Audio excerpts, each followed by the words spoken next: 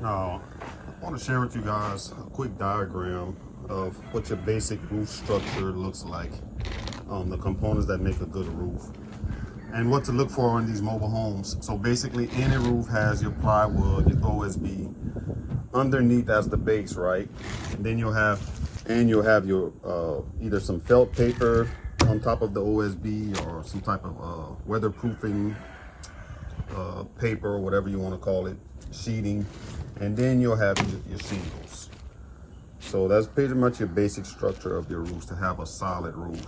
Now, on a lot of these older mobile homes, especially those that they come from the factory, and you have to remember, the factory, they want to save money on supplies, so they're on materials, so they'll kind of take shortcuts just to get the home out. So what was the deal on this roof, and I'll show you pictures throughout this video, that it was only the felt, it was only the shingle and no type of felt paper, no type of weather barrier protecting the wood. So what happens is when the wind gets under this, strong wind or tornado, hurricane, whatever, and shingles fly off, then you have bare wood exposed.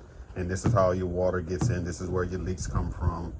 Because this is just wood, guys. Once water gets to it, it's going to go through it, right?